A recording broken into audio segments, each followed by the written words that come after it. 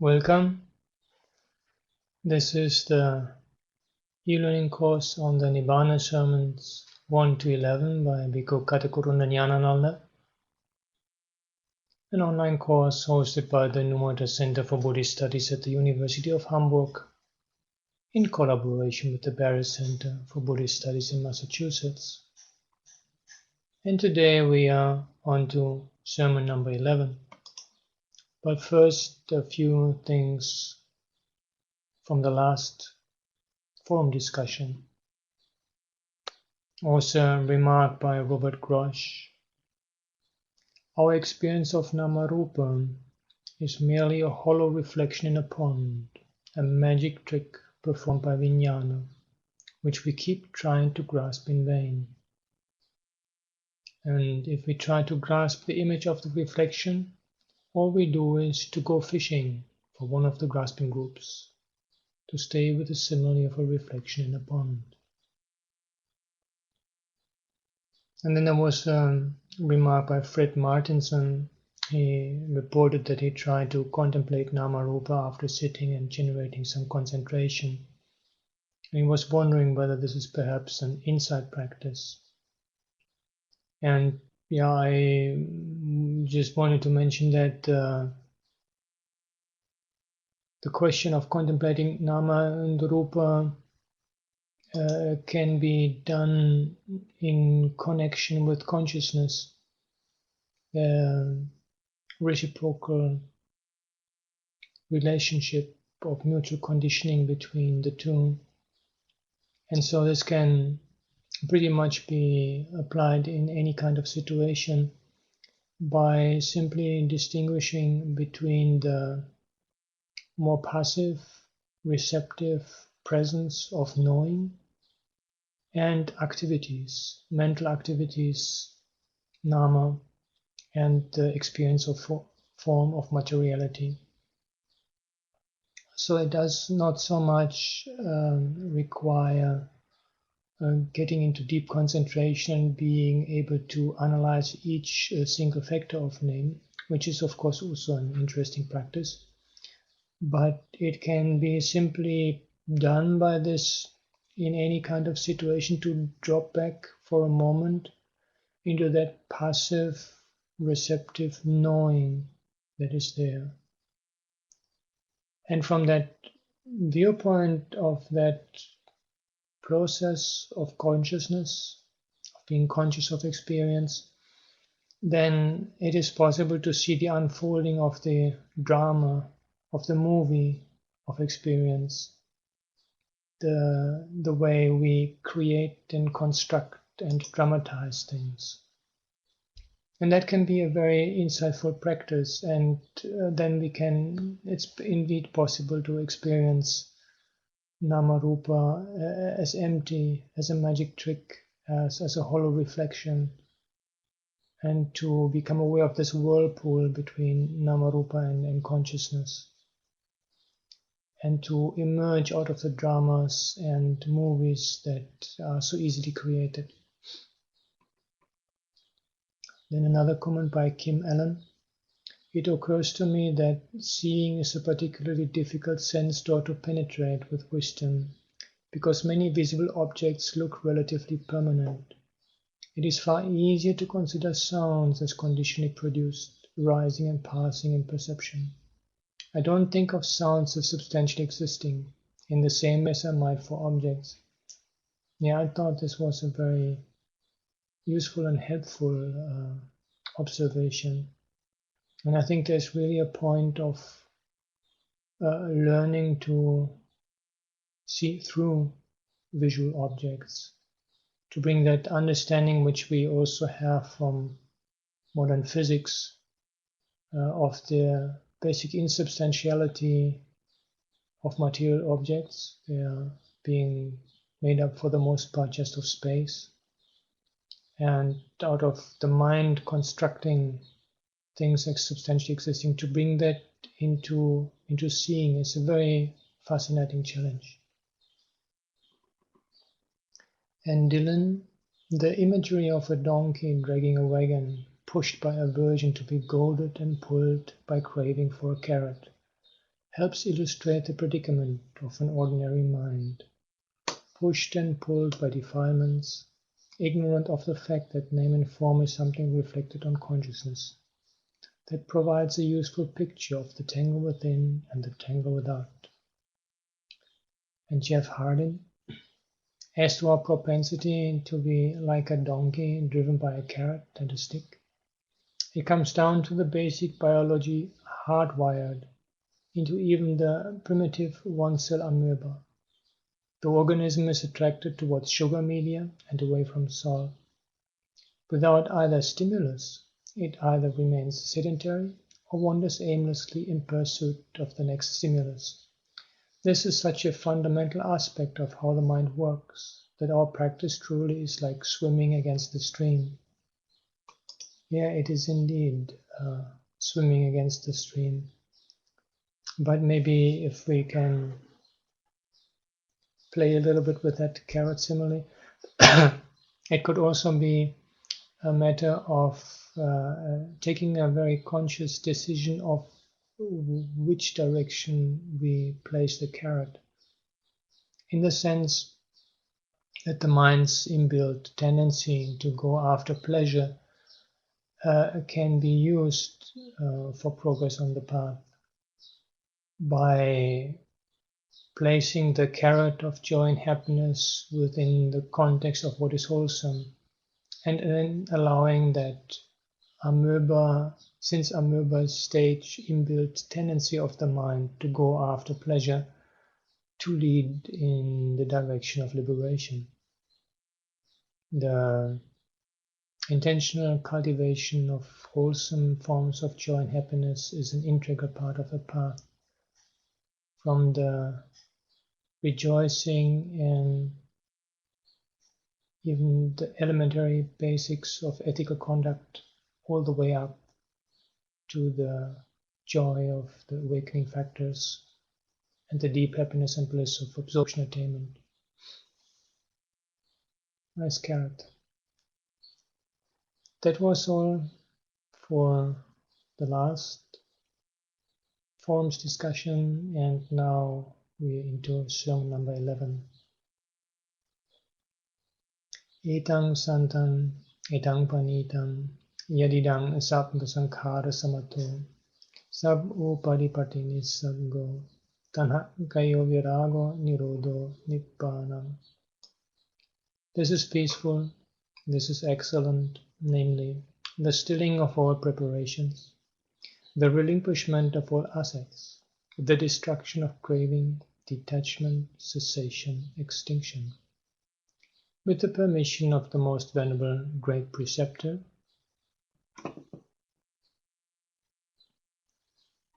and the assembly of the venerable meditative monks, this is the 11th sermon in the series of sermons on Nibbāna. In our last sermon, we tried to explain that contact arises dependent on name and form, because form gets a verbal impression by the naming quality in name, and name gets a resistance impression by the striking quality in form.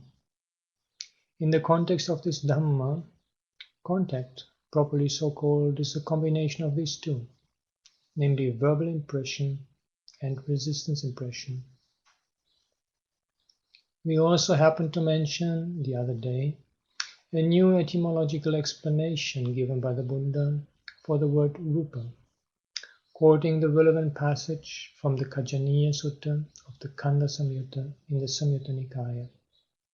He has defined the form group with reference to affectation. Rupati dikho bhikkave tasma rupanti vucchati. It is affected, monks. That is why it is called form. By what is it affected? By cold, heat, hunger, thirst, and the sting of gadflies, mosquitoes, and the like. While analyzing the implications of this being affected, we mentioned that the form group could be compared to a wound. According to the commentarial exegesis, too, rupati means to be adversely affected, to be afflicted, to come into conflict with, to be diseased and displeased. These are reminiscent of the responses usually associated with the person who has an easy, lacerable wound. To say that a patigha sampassa arises because of this lacerable quality is therefore very apt.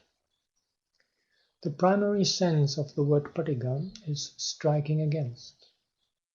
Perception of form arises as a result of an attempt to understand through the factors on the name side this particular striking against, which resembles the laceration of a wound. This perception of form, which follows in the wake of the feeling that arises when something strikes against form, is like the groping of a blind man in the dark. Generally, the worldling is in the habit of staring at the form that comes within his grasp to ascertain its true nature. Likewise, he touches the form he sees with his eyes to verify it.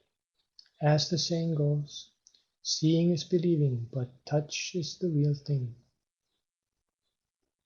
But both these attempts are like the gropings of a blind man. The worldling is unable to get rid of his delusion completely by either of these methods. It is because he is accustomed to draw conclusions under the influence of his perception of the compact, ghana sanya.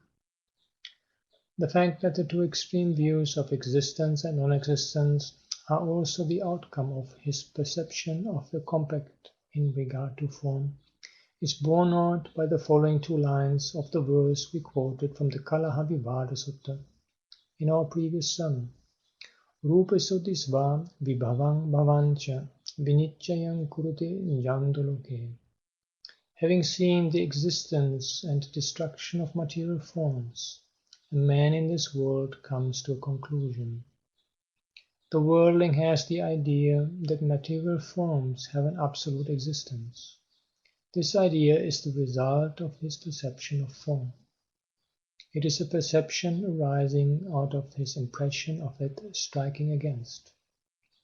Whatever the level of this perception of form be, it is not better than the impression of a blind man. The two extreme views of absolute existence and non-existence in the world are based on this kind of impression.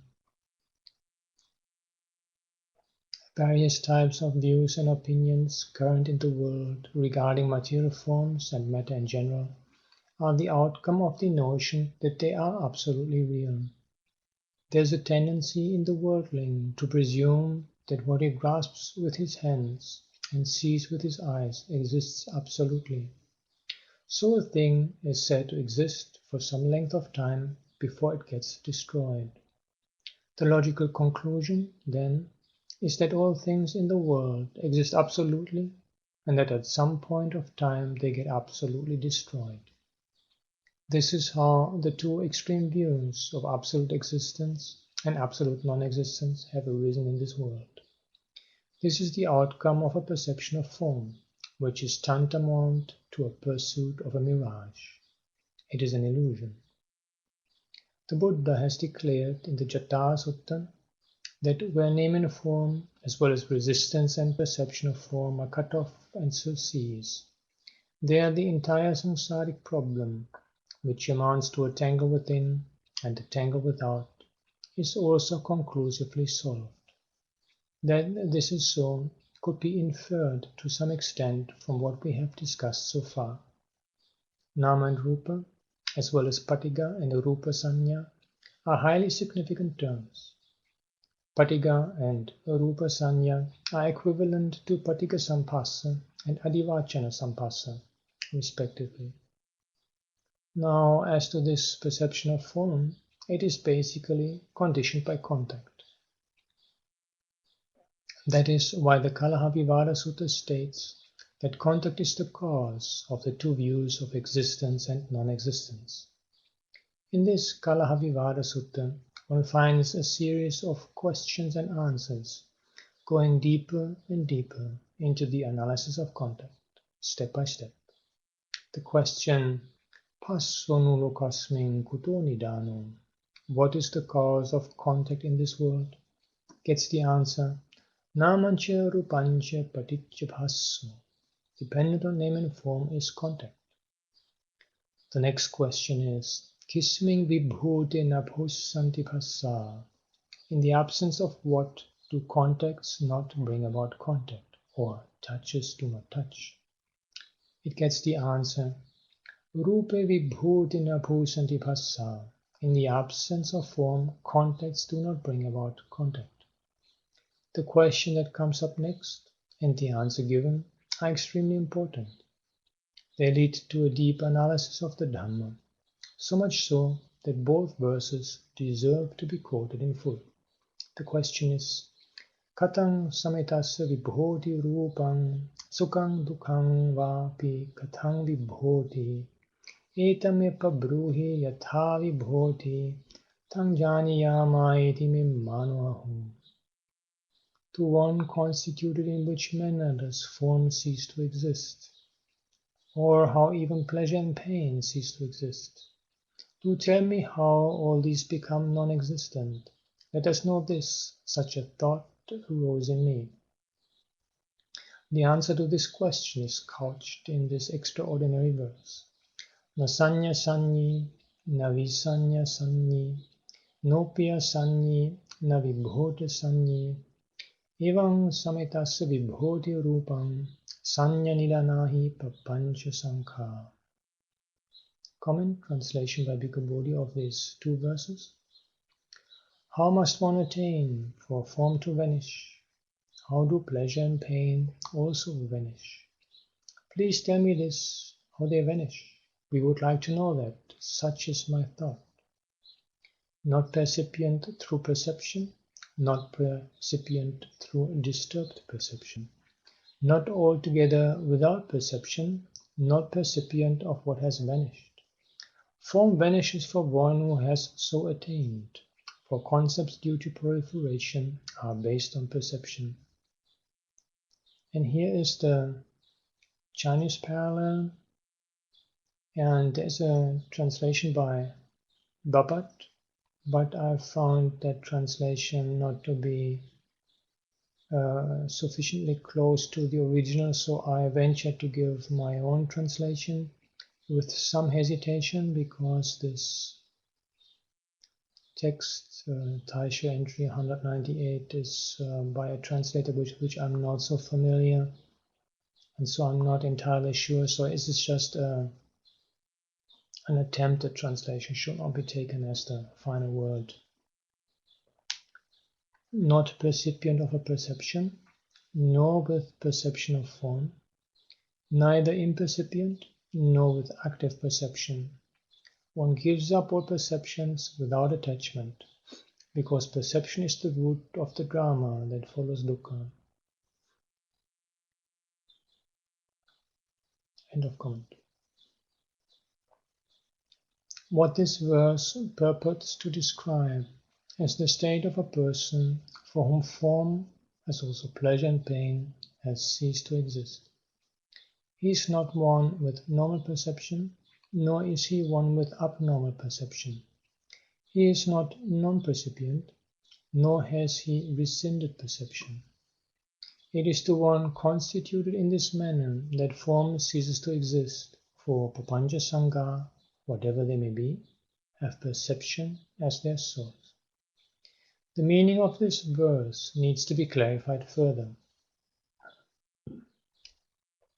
According to the Mahaniddesa, the allusion in this verse is to one who is on the path to the formless realms, having attained the first four absorptions.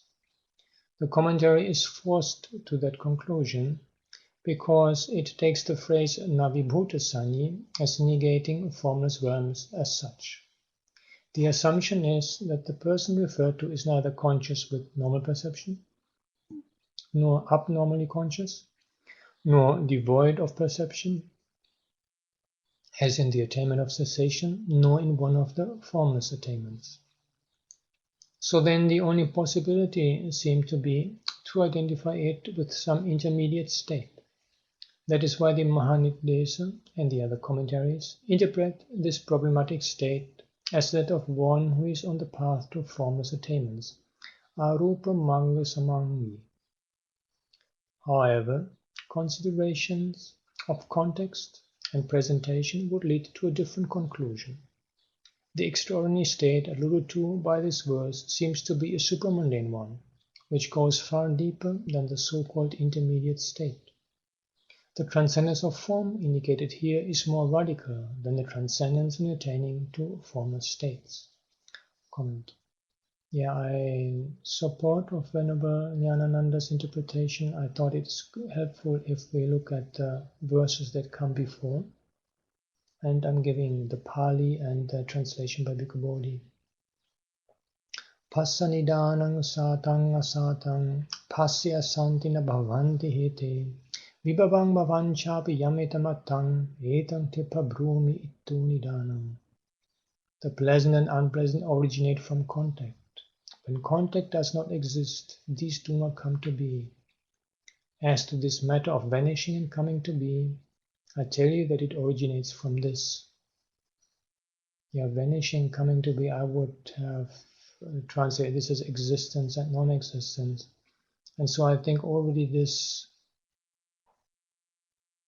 passage on the non-existence of contact and the question of vibhava and bhava makes it fairly clear that the topic at question is quite a profound one.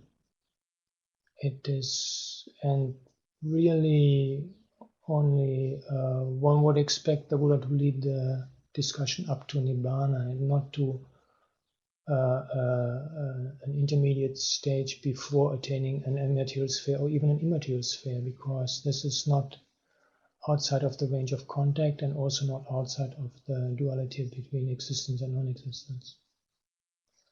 Next then is passo nulo kasmin kutoni dano pariggaha chapi kutupahuta kisminga santena mamatta mati kisming vibhote napusanti passam. This is the next question. From what in the world does contact originate? From what do possessions too arise? When what does not exist, is there no taking as mine? When what has vanished, do contacts not touch one? Here again, I think, the question of no context, and even more importantly, that there is no mamatta, no taking as mine. And this really requires leading up to the experience of Nibbāna. Namancha rupancha paticca passa, icca nidānāni pariggahāni, icca santyana mamattamati, rupe vibhuti na pusanti vassa. Contacts are dependent upon name and form. Possessions are based on desire. When desire does not exist, there is no taking as mine. When form has vanished, contacts do not touch one. So again, freedom from desire, not taking as mine, they really point to the final goal. And the shift from nama rupa in the first part to just rupa in the final part gives a little bit the impression that when we have this rupa vibhuti, when form has vanished, that is actually a shortened reference to nama rupa vibhuti, that the question at stake is really to go to the vanishing of name and form, not just of form. And that is just because of the verse and the meter and the syllable count that we don't get the full term. Anyway, this is just my interpretation, and I just wanted to look at the previous verses that eventually lead up to the Nasanya Sanya verse in support of the understanding and interpretation by Venerable Ñāṇananda that Nasanya Sanyi, etc., must be referring to experience related to awakening, to Nibbāna, because that is where contact ceases, where one gets out of my-making and I-making, etc. End of comment. It is a transcendence at a supramundane level, as we may well infer from the last line of the verse, Sanya Nidāna hi papancha sankha. Papancha sankha is a term which has a relevance to insight meditation, and the denouement of the sutta is also suggestive of such a background. The Kala Vivada Sutta, consisting of 16 verses, is from beginning to end a network of deep questions and answers leading to levels of insight. The opening verse, for instance, states the initial problem as follows. Kuto pauta kalaha vivada parideva sukha samacharacha manati mana sahapesuna cha kuto pauta tidalinga bruhi. Whence to spring up contentions and disputes, lamentations, sorrows and envies, and arrogance together with slander? Whence do they spring up? Pray tell me this. Comment, translation by Bhikkhu. From where do quarrels and disputes arise? Lamentation, sorrow and miserliness, conceit and arrogance along with slander. From where do they arise? Please tell me this. End of comment.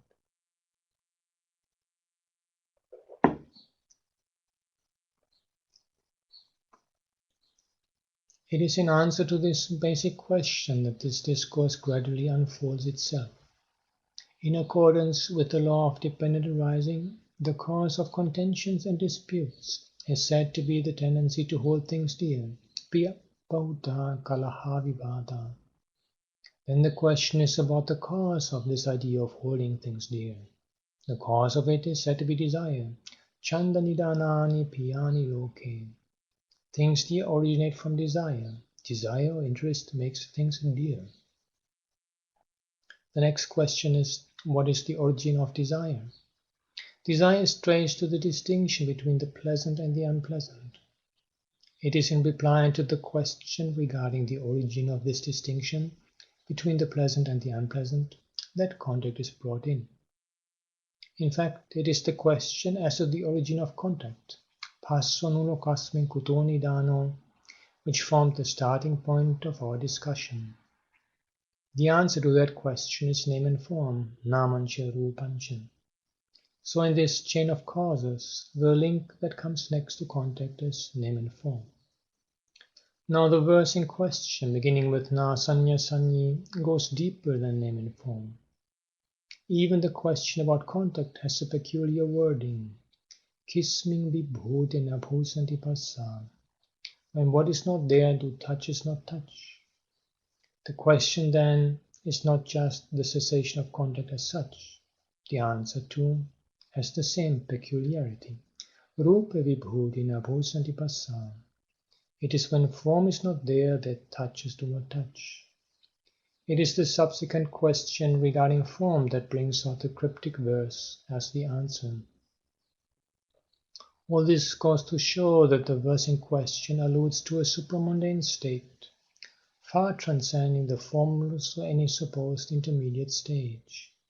The transcendence of pleasure and pain, as well as perception of form, is implied here. The verse, beginning with Nasanya Sanyi, brings the entire analytical disquisition to a climax. It comes as the 13th verse in the series. Usually, such a disquisition leads up to a climax, highlighting Nibbāna. It is obvious, therefore, that the reference here is to the Nibbānic mind. We have here 4 negations, Nasanya Sanyi, Navisanya Sanyi, Nopya Sanyi, Navibhuta Sanyi. These 4 negations insinuate a strange supramundane level of perception. In short, it is an attempt to analyze the crux of the Dhamma in terms of perception. As to the provocation for such an approach, we may remind ourselves of the fact that, according to the Buddha, release from materiality amounted to a release from the perception of form. Here we have something really deep. As it was stated in the Jata Sutta, for the disentangling of the tangle, name and form, resistance and perception of form have to be cut off. This last mentioned perception of form, Rupa Sanya, is highly significant. Before the advent of the Buddha, the general belief, even among ascetics, was that in order to be free from form, one has to attain to the formless, arupa. But, as we pointed out in an earlier sermon, this kind of approach to the question of freedom from form is like the attempt of one who, having imagined a ghost in the darkness of the night, runs away to escape it. He is simply taking the fantasy of the ghost with him. Likewise, perception of form is already implicit in the formless. What has been done is only a pushing away of the perception of form with the help of sankharas. It is merely a suppression of form through the power of absorption. It does not amount to a cessation of the perception of form. What then is the message the Buddha gave to the world regarding the abandonment by way of eradication? He pointed out that freedom from form can be won only by comprehending a certain deep normative principle behind perception. Till then, one keeps on going round and round in samsara. Even if one breaks away from form to stay for eons in formless realms, one swings back to form at the end of that period. Why? Because the ghost of form still haunts the formless. It is precisely because of this fact that pre-Buddhistic ascetics could not free themselves from the round of existence. The Kalahavivada Sutta as a whole could be regarded as an extremely deep analysis of the basis of the two views of existence and non-existence. Our departure from the Mahanidesa in regard to the interpretation of this discourse might sometimes be called in question, but let the wise judge its reasonableness on its own merits. According to our interpretation so far, the 13th verse marks the climax of the discourse with its allusion to Nibbāna. This is obvious from the 14th verse, in which the questioner confesses, Yang tang apucchima akitayi no anyang tang puccama tadinga bruhi. Whatever we have asked you, that you have explained to us. Now we wish to ask you something else. Pray, give us an answer to that too. Comment, translation by Bhikkhu Bodhi. You explained to us whatever we asked you. Let us now ask something else. Please tell me this. In his annotation to his forthcoming Sutta Nibbāna translation, Bhikkhu Bodhi reasons that he also disagrees with the commentary interpretation that the verse Nasanya Sanyi refers to the intermediate stage between the fourth absorption and the attainment of the sphere of infinite space. And he instead suggests that there may be a relationship to the attainment of neither perception nor non-perception. I found this a very interesting idea, and so my present stage of understanding of Kalahavivada Sutta, which is certainly not final, I think that Ñāṇananda is probably right that the Nasanya Sanyi verse does refer to Nibbāna. But what comes next, when the questioner says, I'm going to ask something else, and he brings in the idea of a self, I think that the questioner probably misunderstood that and would have taken that verse to refer to neither perception or non-perception. So that is the way I make sense of it, out of the whole discourse. To just summarize it in brief, the basic question about where this quarreling start from leads via several conditions finally to the state of Nibbāna, as that where contacts and mind-making cease.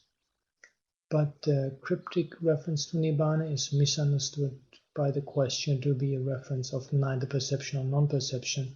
Therefore, he asks the next question, to which we will now come. That is just my take on the sutta. End of comment. The questioner posed is this: Etavat aggang no vadanti heke yakankhasa suddinida panditase udavanyang pivadanti ettu. Do some, who are reckoned as wise men here, declare the highest purity of the soul with this much alone? Or else do they posit something else beyond this? The interlocutor is trying to get the solution restated in terms of the two views of existence and non-existence. The term yakka is used in this context in the sense of an individual soul. It betrays an assumption based on wrong view. The question concerns the purity of the individual soul. The interlocutor wants to ascertain whether wise men in the world declare this state as the highest purity of the soul, or whether they go beyond this in postulating something more. Here is an attempt to get the answer already given restated in terms of the soul theory, a sort of anticlimax. The two concluding verses that follow give the lie to this presumptuous question. Etavad aggang pi vadanti heke yak kassa sudding ida panditase tesang paneke samayang vadanti anupari sese kusalavadana. Some who are regarded as wise men here call this itself the highest purity of the individual soul. But there are again some among them who speak of an annihilation, claiming to be experts in the cessation without residue. Ete ca ñatva upanisitati, ñatva munini sayesa vimangsi, ñatva vimutto navivadameti, bhava bhavaya nasameti dhiru. Knowing that they are dependent on speculative views, the sage with discernment with regard to whatever is speculative, emancipated as he is through understanding, does not enter into dispute. A truly wise man does not fall back either on existence or non-existence. Comment. Translation by Bhikkhu Bodhi. Some wise men here say at this point that this is the foremost purity of the spirit. But some among them speak of an attainment, claiming to be skilled in that without residue remaining. Having known these to be dependent, and having known the dependencies, the Muni, the investigator, having known, liberated, does not enter disputes. The wise one does not come upon various states of existence. And the last line is informed by the commentary, the Paramattha Jyotika, which understands bhava bhavaya nasameti to mean the realizing. The word sameti itself, I have given here in the Pali English dictionary, has nuances of come together, meet, assemble, associate with, go to, correspond to, agree, know, consider, and fit in. And I'm giving here three passages where it has this sense of agreeing. The first one from the Digha Nikaya, where the Buddha says that about certain bhikkhus and brahmins that with certain things he agrees and with other things he disagrees. And the statement from the Majjhima Nikaya that the meaning could be different and the expression could be in agreement, or the meaning could be in agreement and the expression could be different. And in the Anguttara Nikaya, somebody who says that what Buddha has just said, that he is in agreement with between the Buddha and himself. So just to come back to the translation of this verse, I think even though it does not fall back as a somewhat free rendering, but I think it brings out the sense. And I would also personally prefer to have existence and non-existence for bhavaya here. And in the previous verse for samaya, tesang paneka samayang vadanti, I would just think the sense that it is something temporary would be appropriate. So again, I mean, this is the Kalamvivada is a challenge, and these verses are also not easy.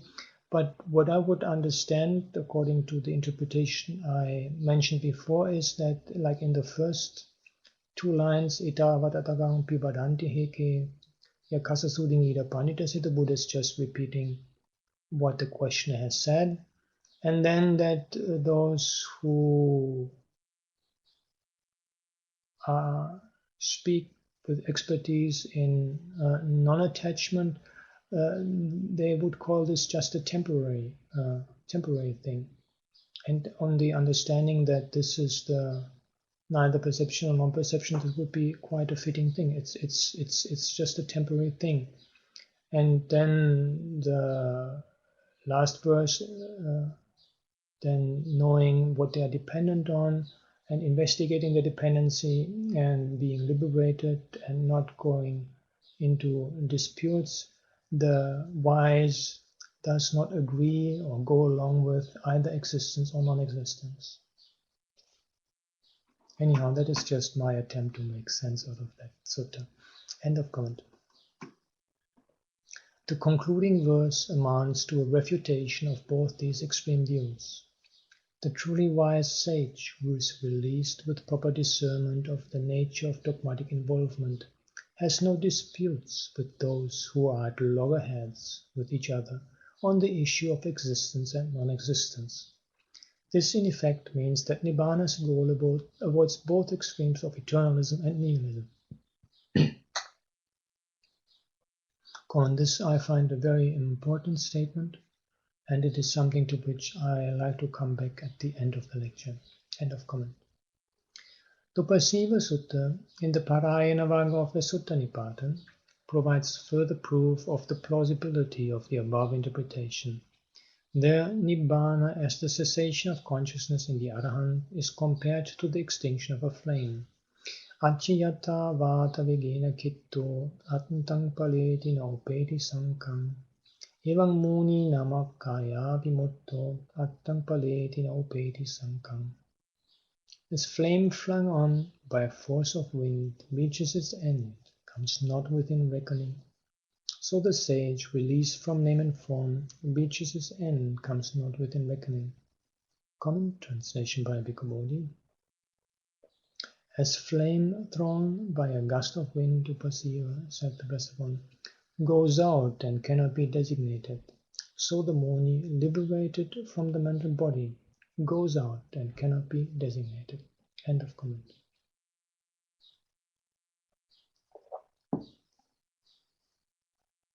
When a flame goes out, it cannot be reckoned as having gone in any of the directions, like north, east, south, and west. All that can be said about it is that it has gone out. Even after the Buddha has given this reply, the Brahmin youth Upasiva, entrenched as he is in the eternalist view, raises a question which is similar to the one already quoted.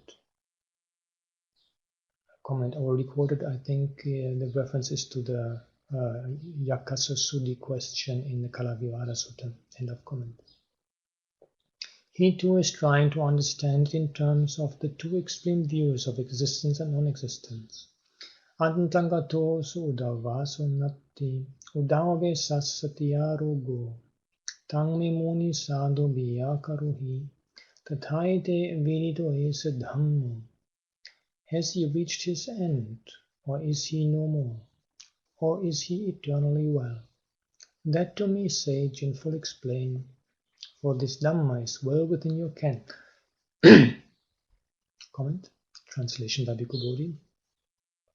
But does one who has gone out not exist, or else is he healthy through eternity?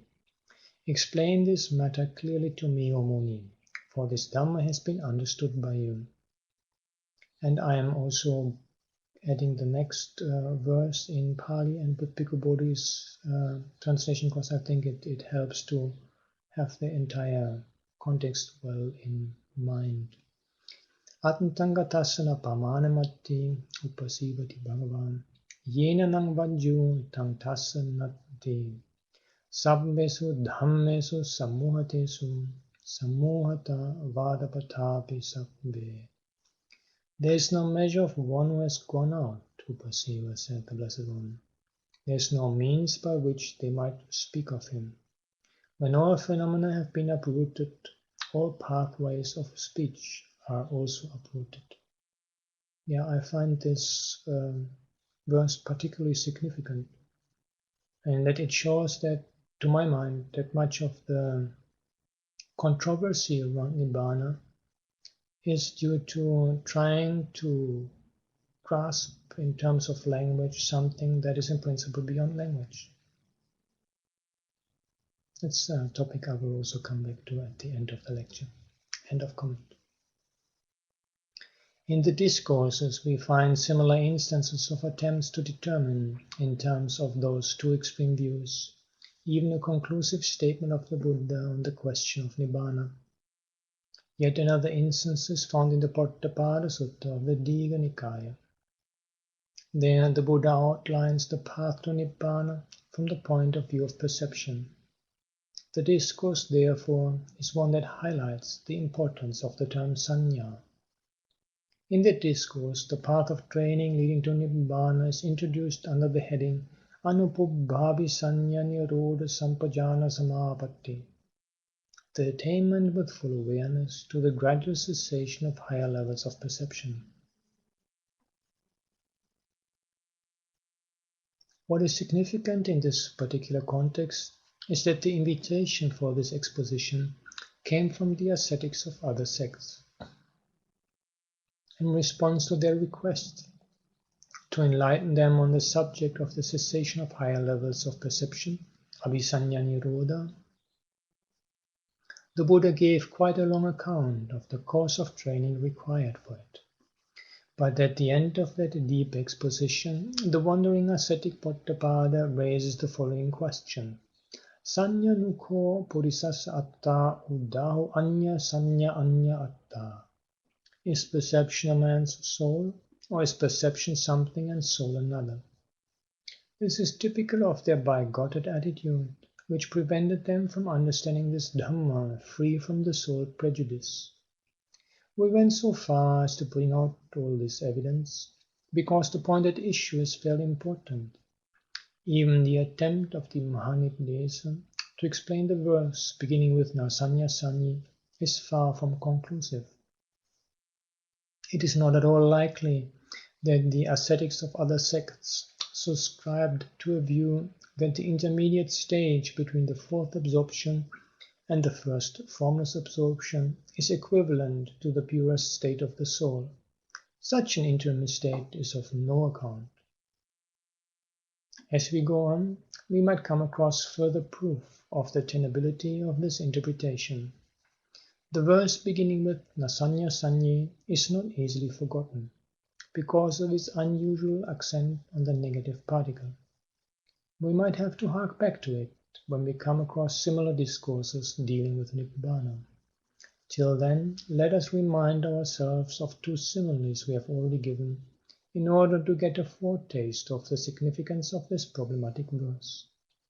Firstly, the Buddha's simile of the magic show as an illustration for consciousness in the Penapindupama Sutta, Mayopamancha Viññānam.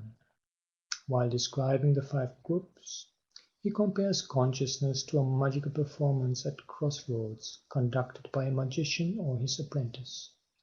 A man with the right type of vision watching this magic show understands that it is empty, hollow, and void of essence. It is as if he has seen through the tricks and deceptions of the magician. While watching a magic show, the audience in general reacts to it with gaping mouths and exclamations. But how would a man with radical attention and penetrative wisdom, who is fully aware of the tricks of the magician, watch a magic show? He is simply looking on with a vacant gaze. This reminds us of the significance of the word Viññānang Anidassanang Anantang Sabbatupalang. The gaze is endless, Anantang, in the sense that it does not have the magic show as its object. It goes beyond. It is also non-manifestative, Anidassanam, since the magic show does not manifest itself, as it has now been penetrated through with wisdom. This wisdom is revealing in its all-lustrous nature, Sabbatupalang, so much so that the tricks are seen through. So this man with discernment is watching with a vacant gaze. Now, how would such a person appear to one who is deluded and enchanted by the magic show? The latter might regard the former as an inattentive spectator who misses the magic show, or else he might think that the other is out of his senses or insensate. What the riddle verse beginning with Nasanya Sanyi refers to is such a vacant gaze. That is to say, the person referred to is not one with the ordinary worldling's perception, which is deluded, nor has he fainted and become unconscious. Na sanya sanyi, na visanya sanyi. He is not in a trance devoid of perception, no piya sanyi, nor has he put an end to perception, na vibhuta sanyi. What these four negations highlight is that vacant gaze of the one who is emancipated through wisdom.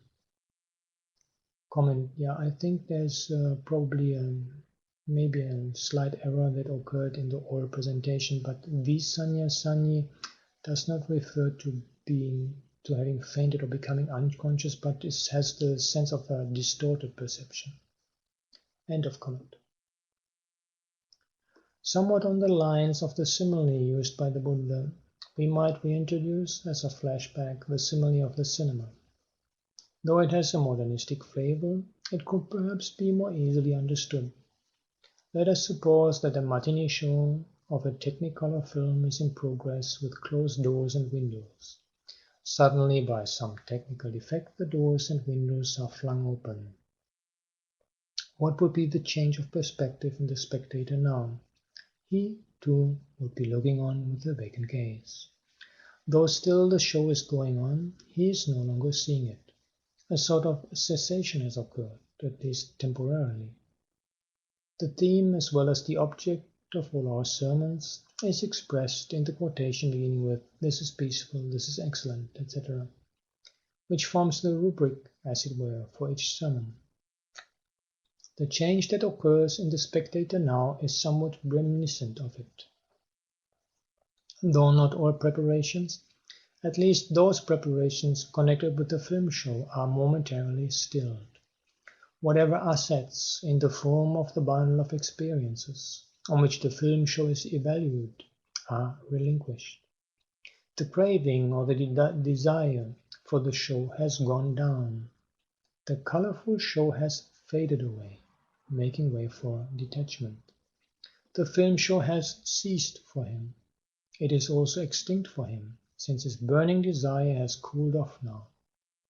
In this way, we can understand the four puzzling negations in that riddle verse as an attempt to describe the vacant gaze of the spectator and that man with discernment at the magic show. Another aspect of special significance in this riddle verse emerges from the last line, Sanya Nibbāna hi papanca sankha, which could be tentatively rendered as for whatever are termed papanca sankha, have perception as their source. Papanca is a term with a deep philosophical dimension in Buddhism. In fact, even the rise of many Buddhist sects could be put down to an insufficient appreciation of its significance. In our own philosophical tradition, too, much of the confusion with regard to the interpretation of Nibbāna seems to have come about due to a lack of understanding in this particular field. Therefore, we propose to devote sufficient time and attention to clarify the significance of this term papanca. To begin with, we can bring up clear evidence of the fact that the word papanca is used in the discourses to convey some deep idea. As a rule, whenever the Buddha presents a set of ideas pertaining to some Dhamma topic, the deepest or the most important of them is mentioned last.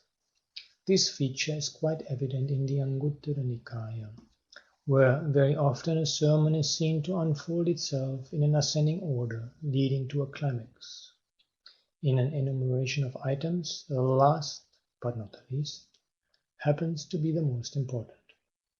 Granted that this is the general trend, we can trace as many as 9 such contexts among the suttas in which papanca is counted last. This itself is a clue to its importance.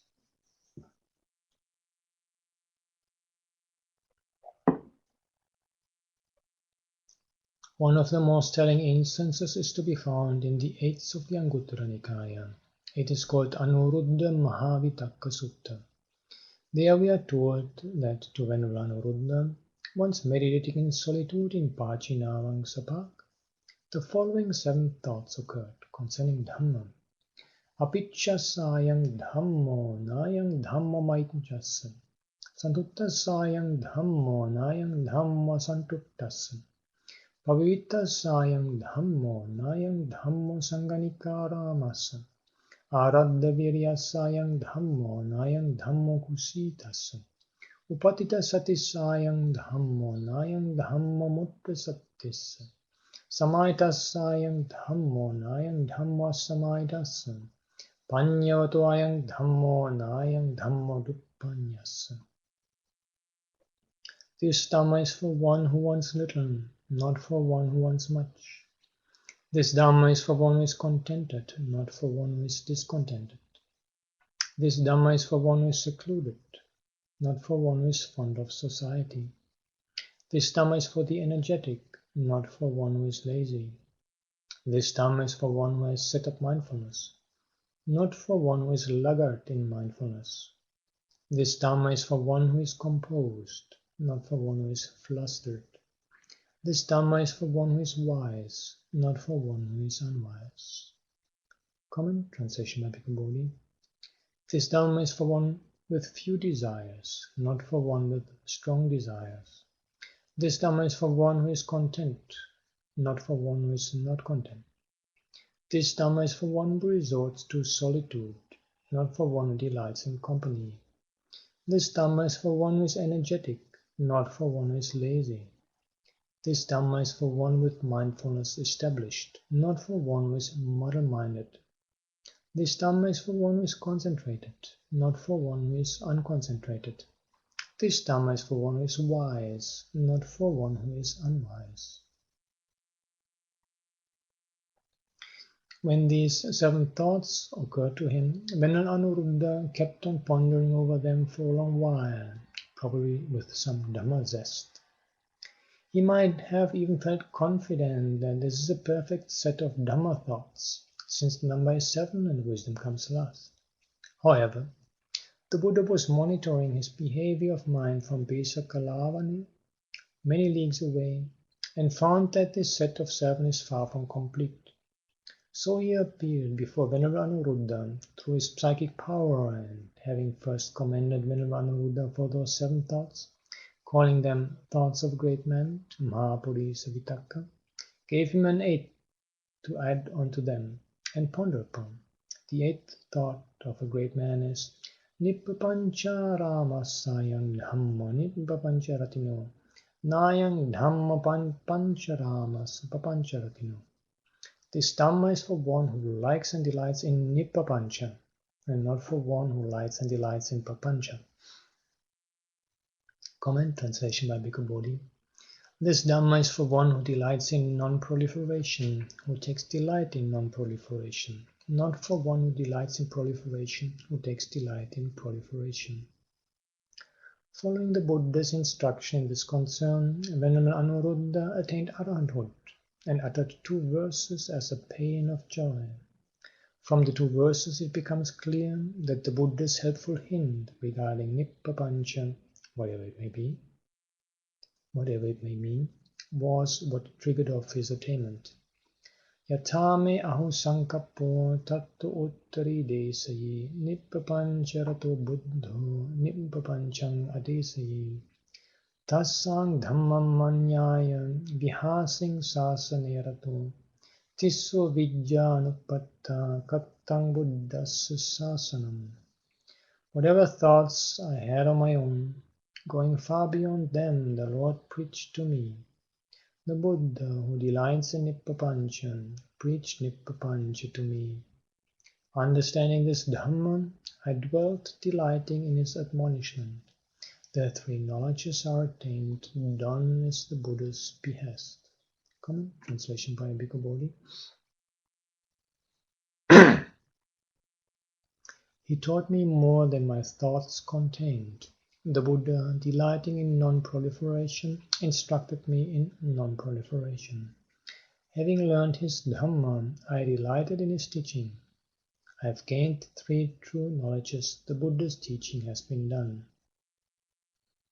So here is the relevant passage from the Madhyama Agama, and I'm beginning with the Buddha's reply to Anuruddha's reflection, where it repeats Anuruddha's thought and then adds the 8th one.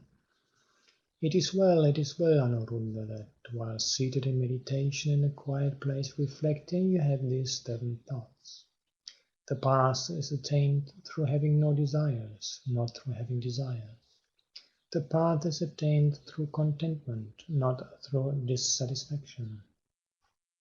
The path is attained through seclusion, not through rejoicing in company, dwelling in company, being together with company. The path is attained through effort, not through indolence. The path is attained through right mindfulness, not through wrong mindfulness. The path is attained through a concentrated mind, not through a distracted mind. The path is attained through wisdom, not through delusion.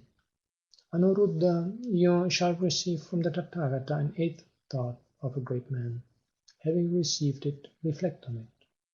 The path is attained through absence of proliferation, delighting in absence of proliferation and practicing absence of proliferation.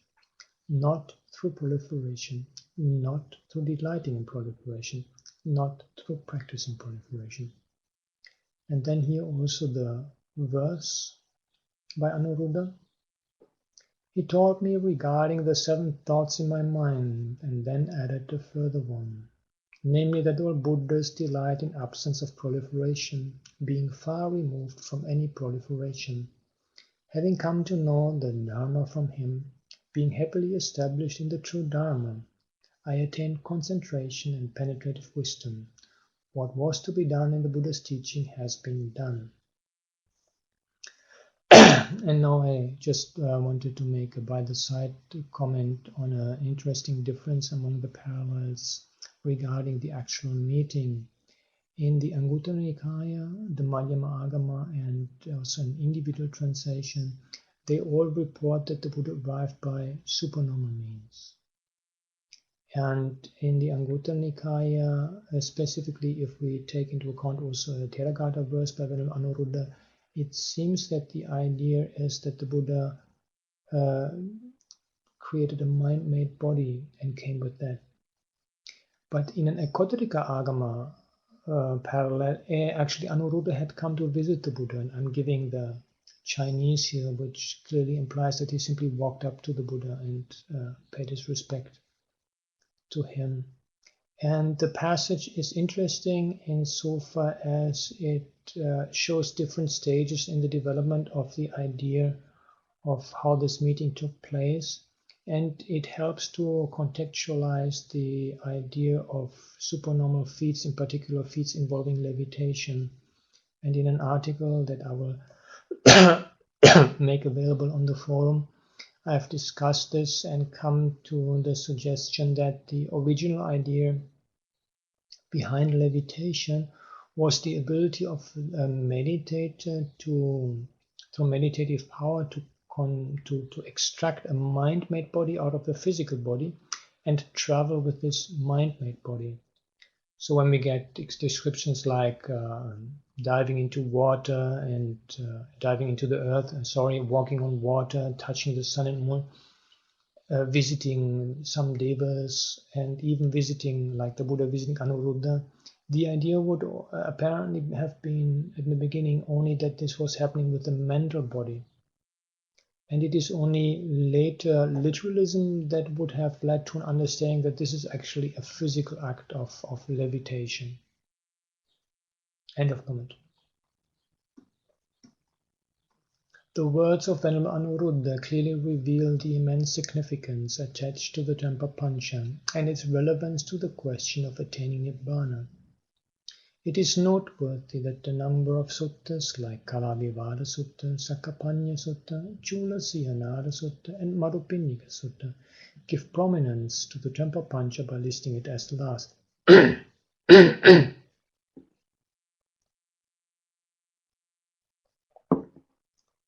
One of the most important discourses throwing light on the significance of this Dhammapancha is the Madhupinika Sutta of the Majjhima Nikaya.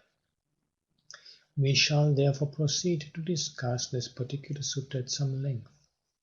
The Madhupinika Sutta is in fact a discourse that unfolds itself in 3 stages, like a 3-act play. it might not be inapt to say something about the title of this discourse by way of introduction, before we get down to an analysis of it. Excuse me. At the conclusion of the discourse, Venerable Ananda makes the following comment on its significance before the Buddha. Lord, just as if a man overcome by hunger and exhaustion came upon a honey ball, and from whatever side he goes on licking it, so he would get a sweet, delectable flavor, which remains unimpaired. So too, Lord, any nimble-witted monk, from whatever angle he examines with wisdom the meaning of this discourse on the Dhamma, he would find satisfaction and gladness of mind. What is the name of this discourse, Lord? It was then that the Buddha gave this name to the discourse, saying, Well then, Ananda, you may remember this discourse on the Dhamma as the honey ball discourse. Comment, translation by Bhikkhu Bodhi of Ananda's statement.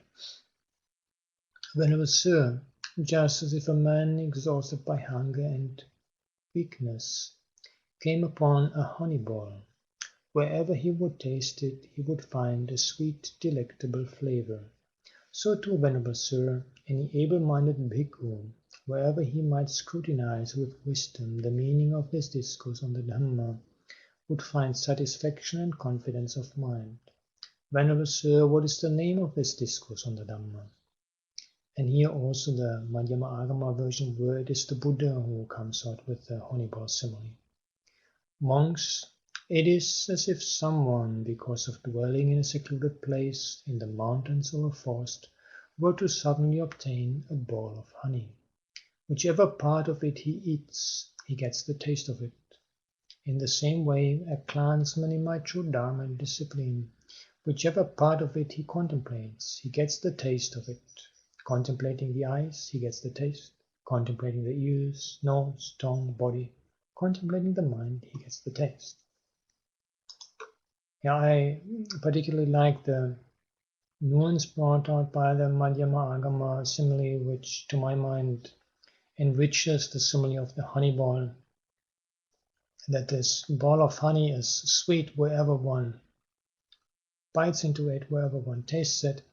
And so this analysis of the 6 sense spheres presented in Madhupinika Sutta can lead to the taste of liberation, the taste of the Dharma, by being applied to any of the sense doors. It doesn't matter which one chooses, as long as one gets that penetrative insight through that sense door process.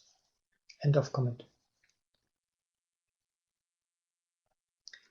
We might not have the ability to assimilate fully the flavor of this discourse, and in any case, we might not even have sufficient time for it today. However, if we are to make a start, we may begin with the first act, that is, where we find the Buddha spending his noonday siesta at Mahavan in Kapilavatthu. So the Sakyan Dandapani, so called because he used to carry a staff in hand, comes to see the Buddha and puts the following short question to him. King Vadi Samano, King Akai, what does the recluse assert? What does he proclaim? Comment, yeah, this is obviously somewhat challenging, and we may assume that Sakyan Dandapani was unhappy that a member of his family had become a recluse, and so the way he asked it is rather impolite and challenging. End of comment. The Buddha's reply to it is rather long and winding, so much so that it is not easy to render it clear enough. Yatthavariko avoso sadevake loke samarake sabrahmake sassamana brahmani apajaya sadeva manusayana kenachi loke vigaya dittati yatthachapanaka me visangyuttam viharantam tang brahmananga katankating Chinna kukkuchang bhavha bhave vitatanhang sanyanano senti evang vadikwang avos evang akhai.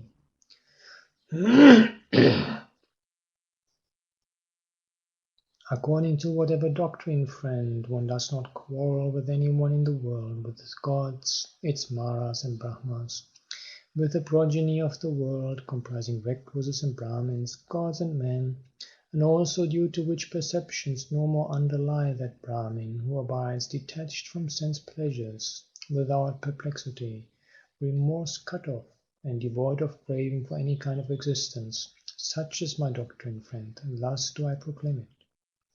Comment, translation by Ñāṇananda. Friend, I assert and proclaim my teaching in such a way that one does not quarrel with anyone in the world with its gods, its maras, and its brahmas. In this generation, with its recluses and brahmins, its princes and its people, in such a way that perceptions no more underlie that Brahmin who abides detached from sensual pleasures, without perplexity, shorn of worry, free from craving for any kind of being. And the Madhyama Agama parallel. Sakyan, my teaching is not to quarrel with anyone in the entire world. Devas, Maras, Brahmas, renunciants and Brahmins, from human beings to devas. To practice the pure holy life, secluded from sensual desires, abandon hypocrisy, cut off worries, and not be attached to existence, non-existence, or non-perception. This is the basis of my dispensation. This is what I teach. End of comment. It must be noted that the word Brahmin in this context refers to the Arahant. The reply, winding as it is, goes deeper in its insinuations, touching the presumptions of the questioner. That is to say, generally, in the world, if anyone proclaims a doctrine, it is natural that it will come into conflict with other doctrines. Also, in proclaiming that doctrine, one has to have latent perceptions relating to it.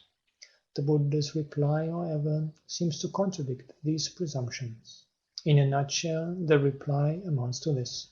Firstly, the Buddha's teaching is such that it does not come into conflict with others. Secondly, perceptions do not lie latent in him. The occurrence of the term sanya, perception, in this context is also significant. We have already stressed the importance of this term. Perceptions do not lie latent in the Buddha or in the doctrine propounded by him. Dandapani's response to this reply of the Buddha is also recorded in the sutta. It is dramatic enough to substantiate our comparison of the discourse to a three-act play. Dandapani shook his head, wagged his tongue, raised his eyebrows into a three-line frown on his forehead, and departed, leaning on his stick. The Buddha's reply did not arouse any faith in him. In the next act, we find the Buddha seated in the company of the monks in the evening and telling them of his brief encounter with Dandapani. Then one of the monks requested an explanation of the enigmatic reply the Buddha had given to Dandapani. The Buddha's explanation, however, took the form of an even longer statement, no less enigmatic than the former. It runs, Yato Nibbāna Bhikkhu Purisam Papancha Sanya Sanka Samudacharanti Etntache Natanti Abhinaditabbang Abhivaditabbang Ajjositabbang Esevanto Raganusayanam Esevanto Patiganusayanam Esevanto Diktanusayanam Esevanto Vichikichanusayanam Esevanto Mananusayanam Esevanto Bhavaraganusayanam Esevanto Avijjanusayanam Esevanto Dandadana Saptadana Kalaha Vingaha Vivara Tuvangtva Pesunya Musava Dhanam Etete Papaka Kusala Dhamma Aparisisanya Rujjanti. From whatever source Papancha Sanya Sanka beset a man, if in regard to that there's nothing to be delighted in, asserted or clung to, then this itself is the end of the underlying tendencies to attachment, to aversion, to views, to doubts, to conceit, to attachment towards existence and to ignorance. This itself is the end of taking rods and weapons, quarrels, disputes, accusations, slander and false speech. Here these evil, unskillful states cease without remainder. Comment, translation by Ñāṇananda. Because as to the source through which perceptions and notions born of mental proliferation beset a man, if nothing is found there to delight in, welcome and hold to, this is the end of the underlying tendency to lust, of the underlying tendency to aversion, of the underlying tendency to views, of the underlying tendency to doubt, of the underlying tendency to conceit, of the underlying tendency to desire for being, of the underlying tendency to ignorance. This is the end of resorting to rods and weapons, of quarrels, brawls, disputes, recrimination, malicious words, and false speech. Here these evil, unwholesome states cease without remainder. And the Madhyama Agama version.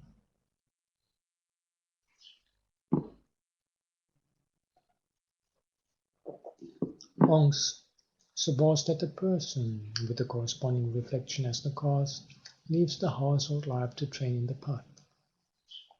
With intention and perception he practices not desiring past, future, and present phenomena, not rejoicing in them, not becoming attached to them, and not dwelling on them. This is called the end of dukkha, namely the end of the underlying tendency to desire, the underlying tendency to hatred, the underlying tendency to existence, the underlying tendency to conceit, the underlying tendency to ignorance, the underlying tendency to abuse, and the underlying tendency to doubt. This is called the end of quarrel, resentment, flattery, deceit, false speech, divisive speech, and innumerable evil and unwholesome states. This is called the end of dukkha.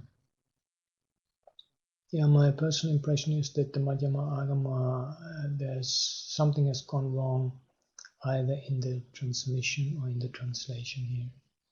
It has some elements that still correspond to what we find in the Pali, but the other parts are a little bit strange sometimes. Anyway, end of comment. After making such a long and winding statement, the Buddha rose from his seat and went into his dwelling, as if it were the end of the second act. One can well imagine the consternation of the monks at this dramatic turn of events.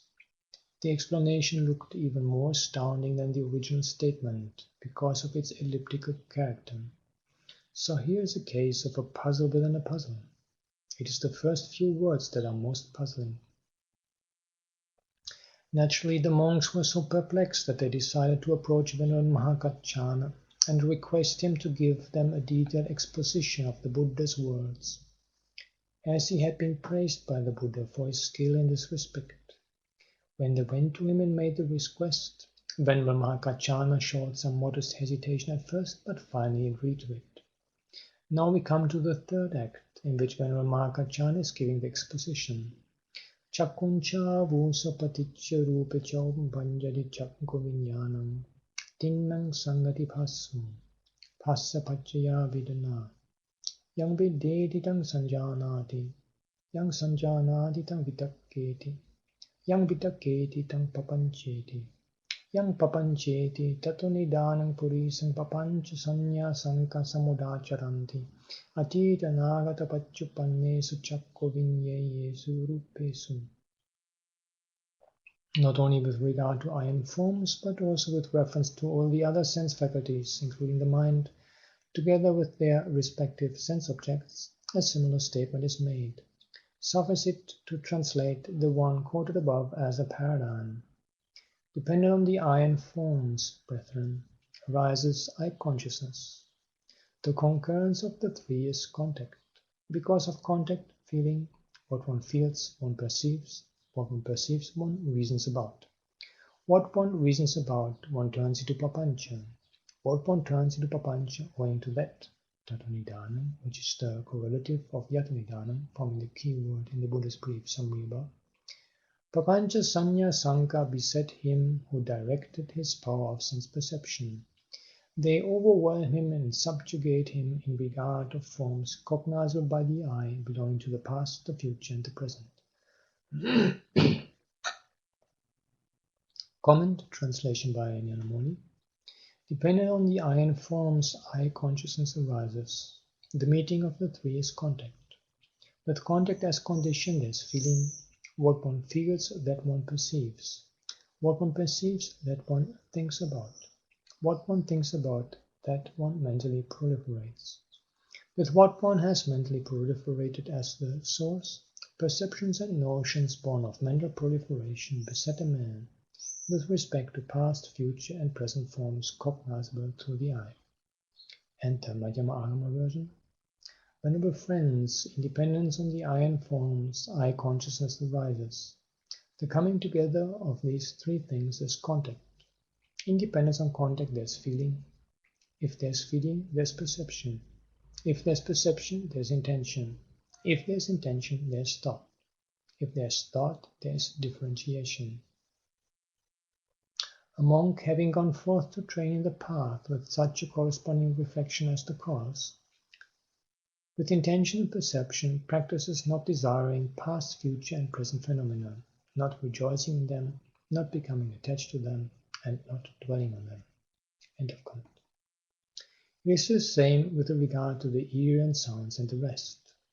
Lastly, even about mind and mind objects, Venerable Mahakaccana makes a similar statement. At this point, we are forced to say something about the commentarial explanation of this particular passage. It seems that the commentarial exegesis has failed to bring out the deeper implications of the term papanca sanya sankha. The main reason for the confusion is the lack of attention on the part of the commentator to the peculiar syntax of the formula in question. The formula begins on an impersonal note. Chakuncha vusa paticca rupe cha upanjati chakgoviññāna. The word paticca is reminiscent of the law of dependent arising.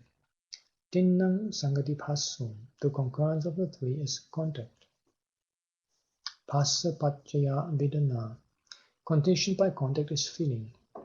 From here onwards, the formula takes a different turn. Yang vedeti tang sanjanati, yang sanjanati tang vitakketi, yang vitakketi tang papancheti. What one feels, one perceives. What one perceives, one reasons about. What one reasons about, one turns into papancha.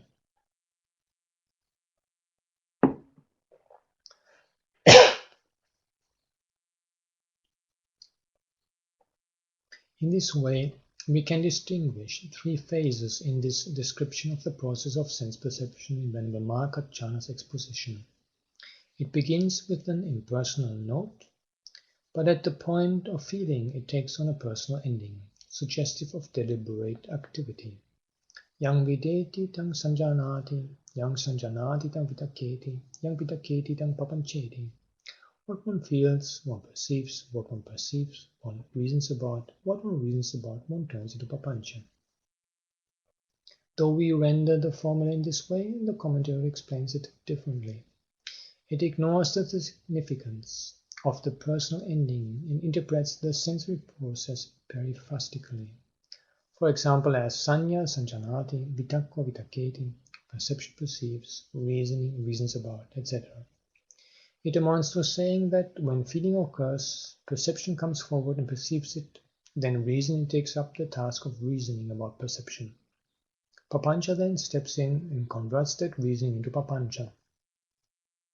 This is how the commentary explains that formula. It has left out of account the significance of the use of the active voice in this section of the formula. There is a special purpose in using the active voice in this context. It is in order to explain how a man is overwhelmed by papanca sanya sankha, whatever it may be, that Venerable Mahakaccana has introduced this sequence of events in three phases. In fact, he is trying to fill in the gap in the rather elliptical statement of the Buddha, beginning with Yato nidanang bhikkhu purisang papanca sanya sankha samudacharanti. Monk, from whatever source papanca sanya sankha beset a man. The initial phase is impersonal, but then comes the phase of active participation. From feeling onwards, the person behind it takes over. What one feels, one perceives. What one perceives, one reasons about. What one reasons about, one turns into papancha. The grossest phase is the third. Venerable Mahakaccana's formula shows how the process of sense perception gradually assumes a gross form. This third phase is implicit in the words yang papancheti tatunidanang purisang papancha sanya sankha samudacharanti. What one turns into papancha, owing to that papancha sanya sankha beset that man. The word purisang is in the accusative case here, implying that the person who directed sense perception is now beset with or overwhelmed by papancha sanya sankha. as a result of which all the evil, unskillful states come to be. This itself is an index to the importance of the term papancha. The course of events suggested by these three phases may be illustrated with the legend of the three magicians. While journeying through a forest, three men, skilled in magic, came upon a scattered heap of bones of a tiger. To display their skill, one of them converted the bones into a complete skeleton, the second gave it flesh and blood, and the third gave it life. The resurrected tiger devoured all three of them. It is such a predicament that is hinted at by the peculiar syntax of the formula in question. The comparison of this discourse to a honey ball is understandable, since it holds the secret of the latent tendencies towards dogmatic views. It also affords a deep insight into the nature of the linguistic medium and words and concepts in everyday usage. We haven't yet clarified the meaning of the term papancha. It is already found in common parlance as a word suggestive of verbosity in circumlocution. Etymologically, it is traceable to pra and panch, and it conveys such meanings as spreading out, expansion, diffuseness, and manifoldness.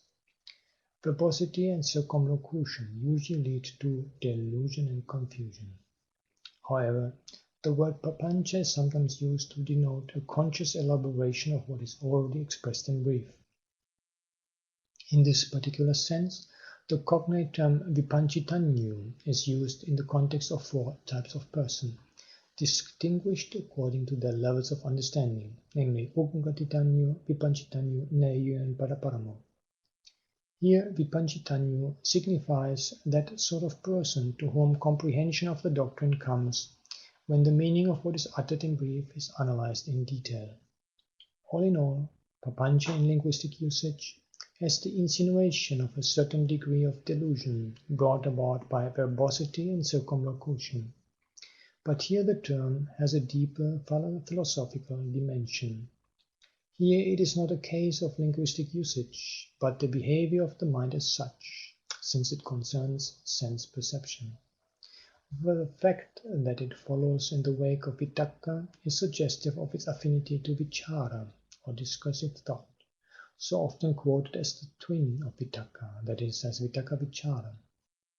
The mind has the tendency to wander afar, all alone, nurangamang ekacharam, through the medium of thought, or vitakka. When vitakka breaks loose and runs riot, it creates a certain deliberate state of mind, which is papancha. Comment? Yeah, I have identified as the salient point of this sermon perception and its proliferation through papancha. And with this we have come to the end of Sermon 11 and therewith also to the end of this series of discussion this year. And next week there will be a summary kindly offered to us by Bhikkhu Nibbāna of the main point covered in these 11 sermons. And the plan is to have a similar course next year where we will then be taking up sermons 12 to 22. Yeah, another set of 11 sermons. And so at this point, by way of just taking a short dip at the main point, what we are really concerned with is Nibbāna. Basically two questions, I think. One is, what is the actual experience like? And the second is, what happens to the fully awakened one after death? And I think if we approach this from the viewpoint of the Kaccayana Gotta Sutta, about the two extremes to be avoided, the existence and non-existence, and then with the help of the two verses that came up in this sermon, the Upasiva Manavapucca and also the Kala Vivada Sutta, I would just like to present my own understanding as a point for reflection, maybe to keep you some company until we meet again next year. And I have another little illustration now So let us imagine that making a fist stands for clinging. And now I make a fist and have one thumb up. This is for exists. And another fist, one thumb down. This is for does not exist. So both of these assertions, the two extremes in the Kaccayana Sutta, are, each of them is imbalanced. The affirmation exists ignores that things disappear. And because of this ignoring, it has to cling very strongly to affirm exist, everything exists. And the affirmation exists not is equally unbalanced. It ignores the arising of things, so it also has to cling very tightly to is not, everything is not. And the two obviously are in conflict with each other. The one wants to kick out the other. No, it exists. No, it doesn't exist. Chum, chum. There's a constant conflict between these two views and a constant clinging. The solution comes by seeing that it's neither of the two. It is dependent arising. And I am now trying to exemplify this by interlocking my two thumbs.